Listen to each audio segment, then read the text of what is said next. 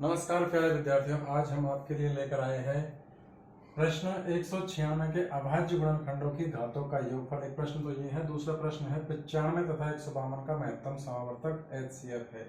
ये कक्षा 10 वार्षिक परीक्षा 2023 के पेपर में से प्रश्न है। तो पहला प्रश्न है 196 के अभाज्य गुणनखंडों की घातों का योगफल, अर्थात पहले आपको 196 के अभाज्य गुणनखंड करने होंगे। तो सबसे पहले 2 का भाग दूंगा, तो 196 का आधा हो जाएगा, 2 नाम 18 और 2 अंठे 16। फिर दोबारा 2 का भाग दूंगा, 2 चौक 8, 2 नाम 18। फिर 7 का भाग जाएगा, फिर 7। तो 196 के अभाज्य गुणनखंड हो गए 2 गुणा 2 गुणा 7 गुणा 7। इसको अपन इस तरीके से लिख सकते हैं कि 2 की घात 2 गुणा 7 की घात 2। अब ये पूछा है कि 196 के अभाज्य गुणनखंडों की घातों का योग, घातों का योग पूछा है। तो यहाँ पे 2 की घात 2 हो रही है और 7 की घात 2, इन घातों का योगफल पूछा है। तो 2 प्लस 2 कितना हो जाएगा, टोटल 4। अर्थात इस प्रश्न का अपन का एग्जैक्ट आंसर हो जाएगा स ऑप्शन। इसी प्रकार दूसरा प्रश्न है 95 तथा 152 का महत्तम समावर्तक HCF है, खालिस्तान वाला प्रश्न है। तो 95 और 152 का HCF यानी में से निकालने का एक तरीका तो यह है कि आप इन दोनों संख्याओं का एक साथ अभाज्य गुणनखंड करो और ऐसी संख्या सेलेक्ट करो जिसका दोनों में एक साथ भाग जाता हो। तो यहाँ एक संख्या ऐसी 19 ही है जिसका 95 में पूरा पूरा भाग जा रहा है 5 बार और 152 में जा रहा है 8 बार। बाकी 5 और 8 में अब ऐसी कोई सी संख्या नहीं है जिसका दोनों में एक साथ भाग चला जाए। अर्थात तो 95 और 152 का में से कितना हो गया, 19। दूसरा तरीका यह है कि 95 और 152 इनके अलग अलग अभाज्य गुणनखंड कर लो। 95 के अभाज्य गुणनखंड अलग से कर लो, तो इसमें भाग देंगे 5 का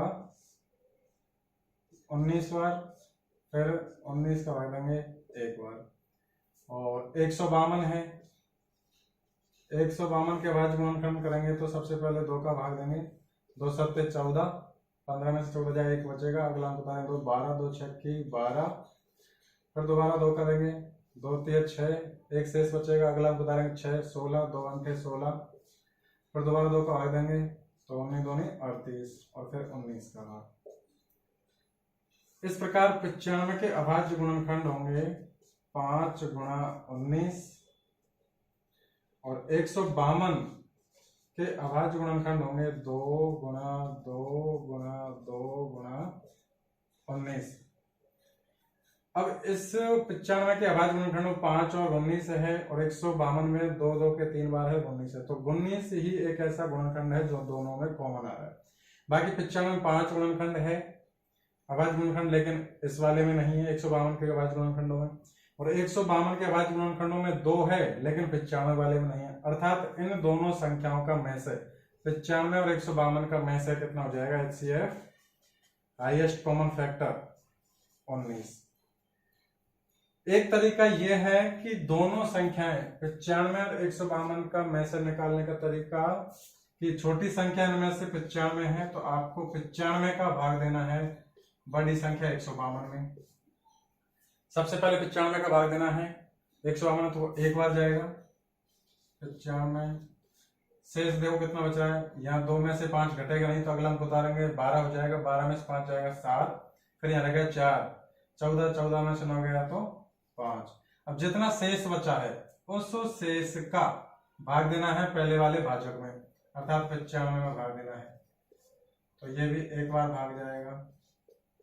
फिर 5 में से 7 घटाना तो घटेगा नहीं तो इस पे शासन उतार लो, ये हो जाएगा 15, 15 में 7 गया तो 8, यहाँ रह गया 8, 8 में से 5 गया तो 3।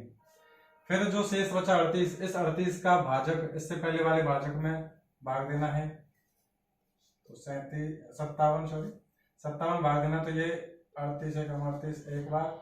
अब घटाना है 17 में से 8 घटेगा तो 9 और यहाँ रह जाएगा 1। फिर 19 का भाग देना है इससे पहले वाले भाजक में 38 में, 19 2 38, शेषफल बचा 0। यह भाग की प्रक्रिया आपको तब तक करते चलना है जब तक कि अंतिम शेषफल 0 नहीं बच जाए। जैसे ही अंतिम शेषफल बचेगा तो जो आपने सबसे लास्ट में संख्या का भाग दिया था यानी अंतिम भाजक को वही क्या हो जाएगा आपका HCF या में से, जो इसमें कितना आ रहा है 19।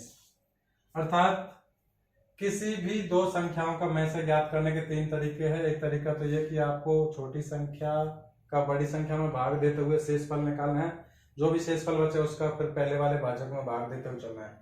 ये प्रक्रिया तब तक अपनानी है जब तक कि अंतिम शेषफल 0 नहीं बच जाए। जैसे अंतिम शेषफल 0 बचेगा तो लास्ट में जो भाजक सबसे अंतिम भाजक होगा वही आपका मैस होगा। एक तरीका यह है कि दोनों संख्याओं का जो भी जो दी गई संख्या है उनके अलग अलग अभाज्य गुणनखंड कर लो और उनके अभाज्य गुणनखंडों में उभयनिष्ठ गुणनखंड देख लो कि कौन सा उभयनिष्ठ गुणनखंड है, वो उनका मैस हो जाएगा। तीसरा तरीका यह है कि ऐसी कौन सी संख्या है जिसका इन दोनों में पूरा पूरा भाग जा रहा हो, वो भी एक मैस हो जाएगा। फिर मिलते हैं नेक्स्ट वीडियो में, तब तक के लिए धन्यवाद।